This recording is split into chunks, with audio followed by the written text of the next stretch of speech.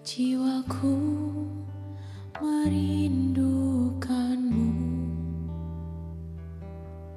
ya Allah yang hidup. Jiwaku haus kepadamu, ya Allah yang hidup. Jiwaku merindukanmu, ya Allah yang hidup. Jiwaku haus kepadamu, ya Allah yang hidup. Ku bersyukur kepadamu, sumber pengharapanku, penolongku dan Allahku. Tiada yang sepertimu.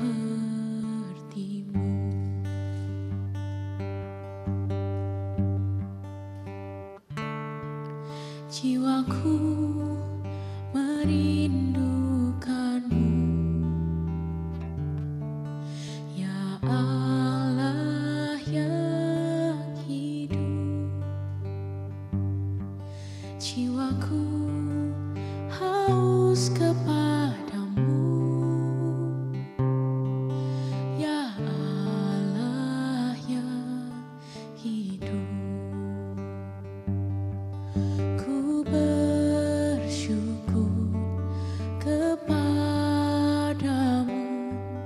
Sumber pengharapanku, penolongku dan Allahku.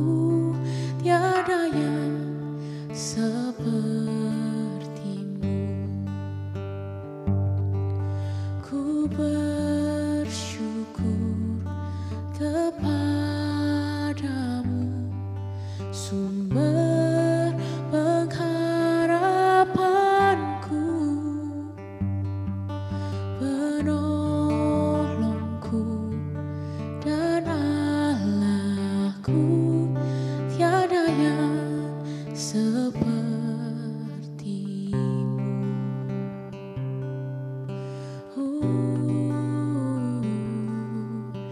Tiada yang sepertimu. Hanya Kau Tuhan, haleluya.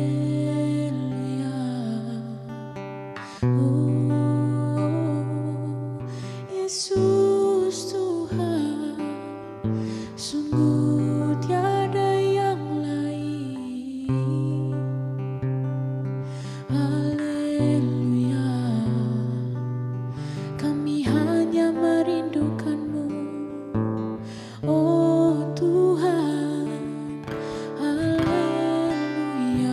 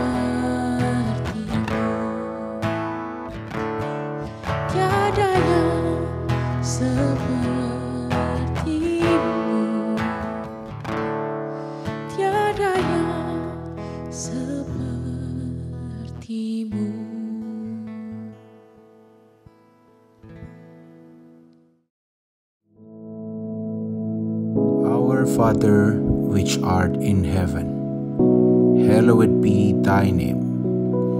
Thy kingdom come, thy will be done in earth as it is in heaven. Give us this day our daily bread, and forgive us our debts, as we forgive our debtors. And lead us not into temptation, but deliver us from evil. For thine is the kingdom, and the power, and the glory, forever. Amen.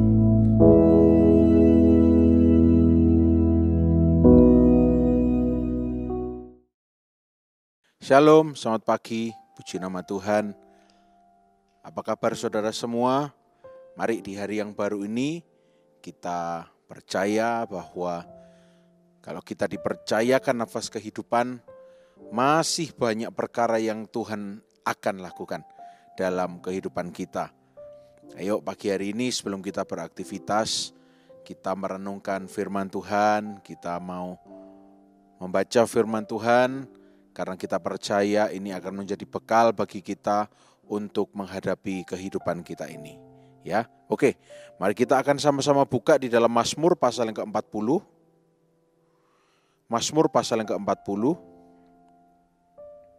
Ayat yang pertama sampai ayat yang ke-7, tapi mungkin gak akan kita baca semua. Kita akan scanning, ya. Kita akan lihat saja tulisan-tulisannya yang ada. Atau mungkin supaya singkat, ayat 1 sampai ayat 3 dulu. Ya. Ayat 1 sampai ayat 3. Mazmur pasal 40 ayat 1 sampai 3. Firman Tuhan berkata demikian. Untuk pemimpin biduan, Mazmur Daud, aku sangat menanti-nantikan Tuhan. Lalu ia menjenguk kepadaku dan mendengar teriakku minta tolong.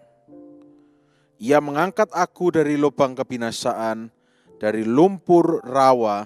Ia menempatkan kakiku di atas bukit batu, menetapkan langkahku. Ayat 3. Ia memberikan nyanyian baru dalam mulutku untuk memuji Allah kita. Banyak orang akan melihatnya dan menjadi takut lalu percaya kepada Tuhan. Nah, ini dulu yang kita baca. Pagi hari ini kita akan sama-sama belajar ada 7 berkat yang akan kita dapatkan ketika kita menantikan Tuhan. Yang pertama, seperti ayat yang pertama tadi, ia berpaling ke arahku. Ia, kalau dikatakan di sini, ia menjenguk kepadaku. He turned toward me. Jadi dia itu melihat, oh ya, engkau di sana, begitu, ya. Orang yang menanti-nantikan Tuhan seringkali akan punya sebuah perasaan bahwa Tuhan itu meninggalkan dia. Tapi di sini berkat yang disampaikan oleh firman Tuhan mengatakan bahwa dia pasti berpaling dan melihat saudara. Dia tidak mungkin meninggalkan saudara, dia tidak mungkin pura-pura tuli, dia tidak mungkin pura-pura tidak tahu. Nah, kadang-kadang saya dan saudara ini yang sudah judek, yang sudah capek, kita merasa bahkan mungkin sampai berkata-kata saking mangkelnya, kok Tuhan gak tahu keadaan saya ya? Kok Tuhan gak mengerti? Bukan Tuhan tidak mengerti, bukan Tuhan tidak tahu. Firman Tuhan mengatakan dia sudah menjenguk kepadaku, atau dia sudah berpaling kepadaku. Ya. Tapi kalau belum, ya jangan-jangan kita yang tidak menanti-nantikan Tuhan, tapi kita menanti-nantikan hal yang lain, gitu ya. Dan yang kedua, berkat yang akan diterima, dia mendengar teriakku minta tolong. He did hear me. Dia mendengar. Ya. Dia mendengar, artinya apa? Dia memberikan atensi, dia memberikan perhatian. Dia tahu kok, oh iya dia minta tolong. Anakku ini minta tolong, ya, kekasihku ini minta tolong. Dan menurut pengalaman dari Daud yang menuliskan Mazmur 40 ini yang Daud alami dan Daud ketahui dan Daud bagikan melalui Mazmurnya untuk kita semua renungkan. Ya, dia mendengar. Jangan anggap dia itu tidak dengar. Ya. Masalah belum terjadi atau tidak itu urusan lain. Tapi yang perlu kita meteraikan ke hati kita, dia itu dengar. Nah, ketika kita tahu kebenaran bahwa dia mendengar, harusnya di dalam hidup kita akan ada damai, akan ada sebuah keyakinan, akan ada sebuah ketentraman, karena mengetahui bahwa dia mendengar. Dia tidak pura-pura tidak dengar atau dia mengabaikan kita. Tidak, dia mendengar. Dia mendengar. Pagi hari ini saudara, yang saudara sedang berdoa, doa saudara didengar. Pak, tapi saya sampai doa nangis-nangis. Air mata saudara ditampung di kirbatnya. Kok belum dijawab, Pak? Bukan berarti Tuhan jawab, Tuhan mendengar. Oleh karena itu mari terus menantikan Tuhan dengan sabar.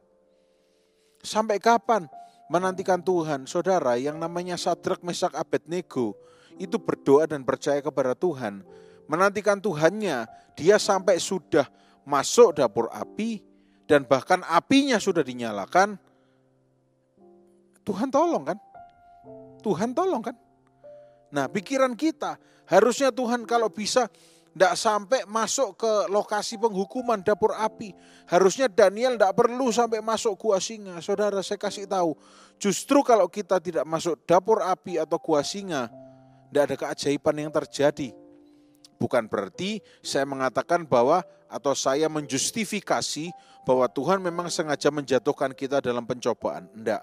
Tapi yang saya percaya, Tuhan mau pakai kehidupan saya dan saudara untuk menjadi tanda ajaib bagi banyak orang.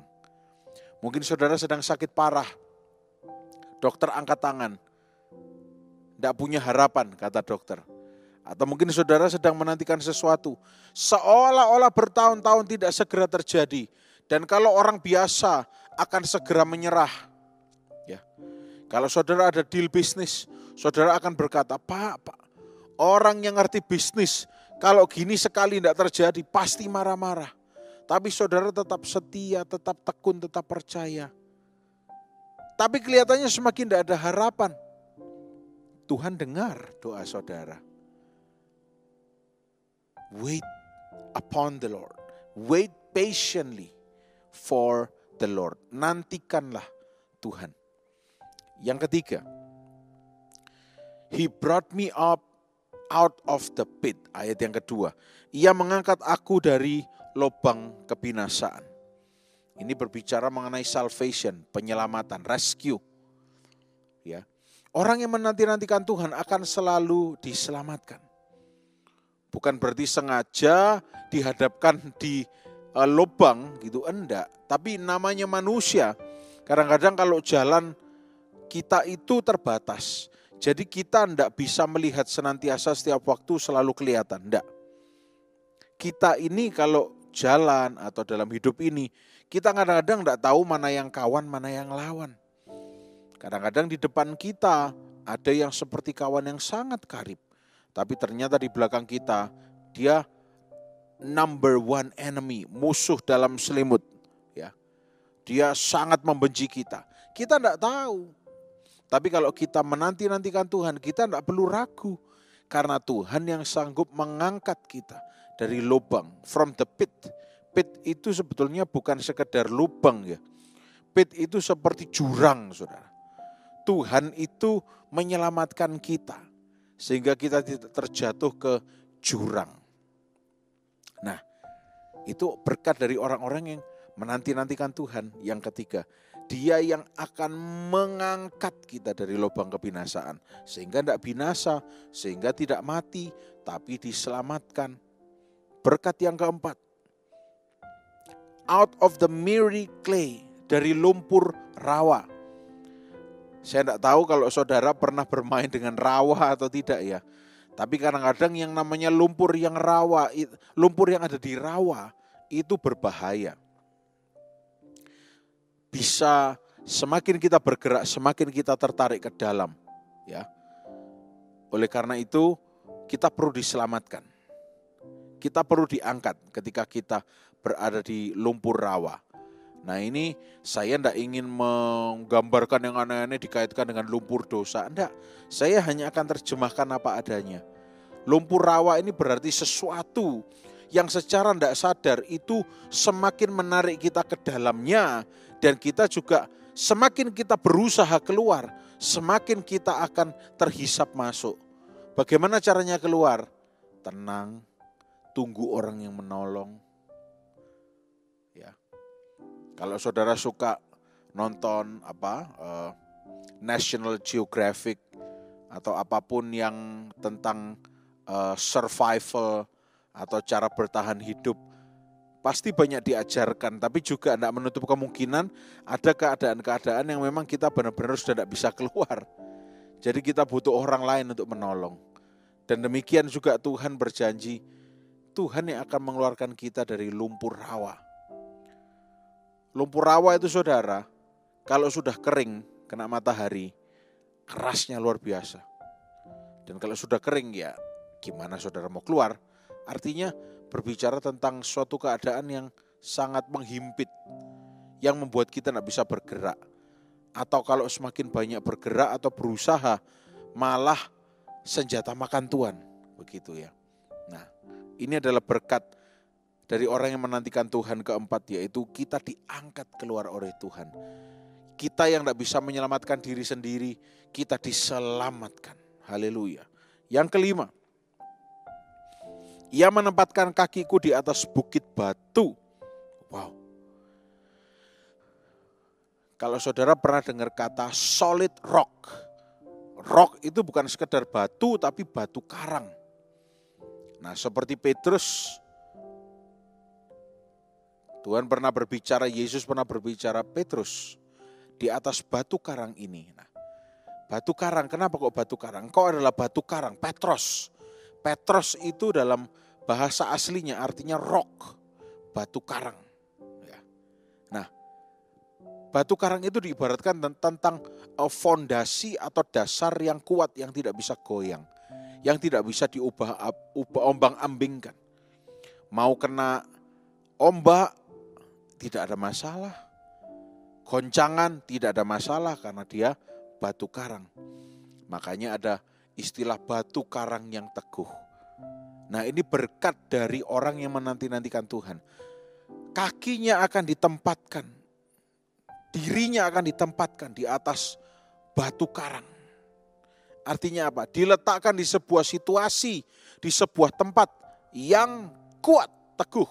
Posisinya akan dibuat kuat karena fondasinya kuat. Dan setelah dikeluarkan dari lumpur dosa, diletakkan di atas batu karang. Berikutnya dikatakan menetapkan langkahku. Ya, atau dalam bahasa Inggrisnya establish my way. Langkahnya sudah ditetapkan. Langkahnya itu sudah diberikan petunjuk. Harus kemana? Yang terbaik. Harus kemana? Itu berkat yang keenam dari orang yang menanti-nantikan Tuhan. Dan berkat yang ketujuh yang terakhir. Ayat yang ketiga tadi kita baca. Ia memberikan nyanyian baru dalam mulutku untuk memuji Allah kita. He put a new song in my mouth. Akhirnya dalam mulut kita akan diberikan nyanyian yang baru. Loh, apa hubungannya nyanyian yang baru dengan sequence ini? Ini sekuensial kalau saudara baca tadi ya. Ini berurutan ya. Ada orang yang minta tolong. Yang pertama tadi berkatnya adalah Tuhan berpaling. Setelah berpaling didengar. Setelah didengar diangkat ya dari jurang, diselamatkan. Juga diselamatkan dari lumpur rawa ya. Setelah itu diangkat, ditaruh di dasar yang kokoh, bukan seperti lumpur rawa tadi. Bukan lubang seperti jurang, tetapi dasar yang kokoh, itu batu karang. Setelah itu ditunjukkan jalan yang benar, yang terbaik. Dan yang terakhir, he put a new song, diberikan nyanyian yang baru. Nah saudara, tafsiran saya, karena Daud ini seorang pemazmur, dari kecil hobinya adalah bermazmur, maka Daud tidak bisa lepas dengan yang namanya songs. Dengan yang namanya lagu-lagu, mazmur, puji-pujian. Jadi kalau Daud mengatakan dia memberikan nyanyian baru dalam mulutku, berarti sesuatu yang sangat disenangi oleh Daud itu diberikan lebih baru dari Tuhan. Diperbaharui oleh Tuhan. Ya. Daud itu hobinya menyanyi. Daud itu pekerjaannya dulu, bahkan setelah menjadi raja pun juga menyanyi. Jadi Tuhan tahu mungkin apa yang saudara sedang sukai. Setelah ditetapkan jalan Anda, berkat yang ketujuh, Tuhan akan siapkan. Tuhan akan berikan. Yang saudara sudah familiar, yang saudara sudah biasa lakukan, tapi baru, lebih baik. Amin saudara. Inilah 7 berkat dari orang-orang yang setia menantikan Tuhan. Kalau saudara belum ditolong, jangan-jangan saudara itu sedang dalam salah satu sequence atau langkah-langkah ini, tapi saudara tidak sadar. Atau iblis berusaha untuk mengacaukan pikiran saudara, sehingga saudara pun akhirnya balik coaching, harus mulai dari awal lagi. Minta tolong terus, padahal saudara sudah ditolong tapi masih minta tolong. Kadang-kadang kita tidak sadar saudara. Tapi biar pagi hari ini, dalam matahari belum terbit, kalau saudara menontonnya saat premier ya. Tapi kalau saudara menontonnya siang hari, matahari sudah terbit. Mengawali hari saudara, mari sadari kita ini adalah orang-orang yang berjalan dalam janji Tuhan. Bagian kita adalah hidup percaya pada firman. Kita ini sudah diselamatkan. Ya, banyak orang yang akan berkata, iya, hidup itu tidak cuma agama, hidup itu tidak cuma ke gereja, hidup itu tidak cuma dengar-dengaran akan firman. Hidup itu bekerja, cari uang. Hidup itu keluarga. Nah saudara, saya tidak mengatakan bahwa pelayanan adalah segalanya. Saya tidak mengatakan bahwa ke gereja adalah segala-galanya. Tapi yang menjadi segala-galanya adalah firman Tuhan. Karena firman Tuhan itu adalah Allah sendiri. Kalau saudara tidak mau percaya firman, saudara tidak percaya pada Tuhan Yesus.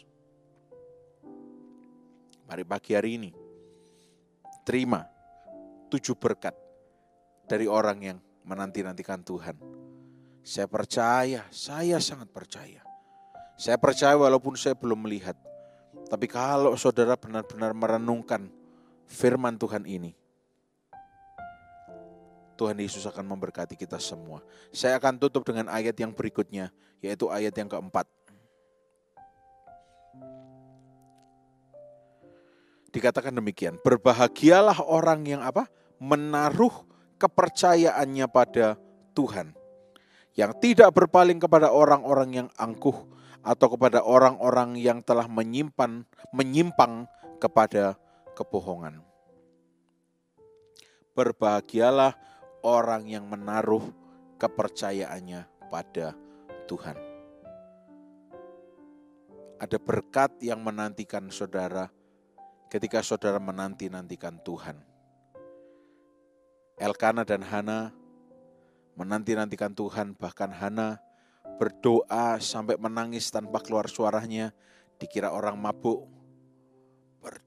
Berdoa menanti-nantikan janji Tuhan. Padahal sebetulnya kalau dipikir sudah dikatakan bahwa Tuhan menutup kandungannya. Tidak mungkin bisa. Kalau Tuhan membuka pintu, tidak ada yang bisa nutup. Yang bisa nutup cuma Tuhan sendiri. Kalau Tuhan yang nutup, tidak ada yang bisa buka, cuma Tuhan. Tapi Hana yang menanti-nantikan Tuhan berdoa Tuhan, percaya. Nah kalau Tuhan memang tidak merencanakan Hana untuk punya keturunan, tidak akan ada yang namanya Samuel yang akan dipakai oleh Tuhan untuk menahbiskan raja-raja Israel. Artinya apa saudara?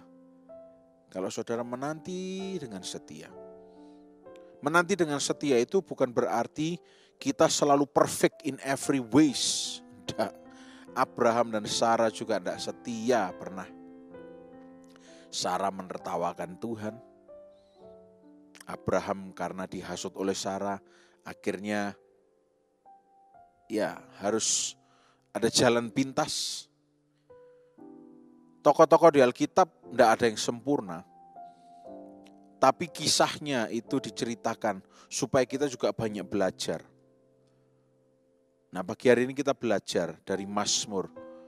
Dan Daud menuliskan dengan jelas, berbahagialah orang yang menaruh kepercayaannya pada Tuhan.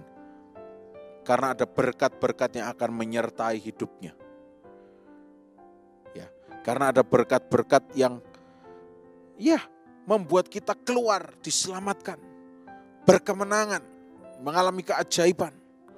Ya, mungkin terlalu panjang kalau dijabarkan apa itu lumpur rawa dan sebagainya. Ya, tapi yang jelas pagi hari ini saya berdoa supaya kita semua percaya dan klaim ya, dan mengalami berkat Tuhan. Ada orang yang sempat saya dengar di telinga saya bilang, saya tidak cocok sama teologinya gereja Allah baik. Kok cuma berkat-berkat sehat? Tidak bisa. Hidup itu harus menderita. Hidup itu harus pikul salib. Hidup itu harus sengsara. Ya, saya katakan, Anda tidak salah. Ya, tapi Anda separuh. Nah, kalau Tuhan sudah naik di atas kayu salib, Tuhan tidak minta kita pikul salib. Tuhan cuma bilang, pikulah kuk yang kupasang. Karena kuk yang kuberikan itu easy, ringan, enteng. Ya. Apa itu kuk? Kuk itu diberikan supaya kita tidak lihat kanan kiri. Nah, ini ada janji berkat Tuhan.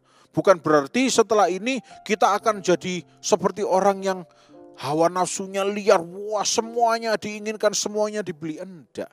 Tapi kita punya sebuah doktrin, kita punya sebuah konteks berpikir bahwa kalau kita diberkati, kita jadi berkat bagi banyak orang.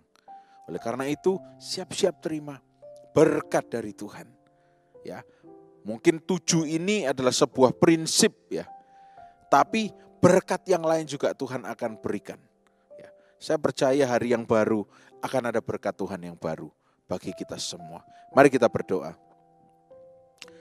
Terima kasih Tuhan Yesus yang baik, kami sudah merenungkan kebenaran firman Tuhan dan pagi hari ini.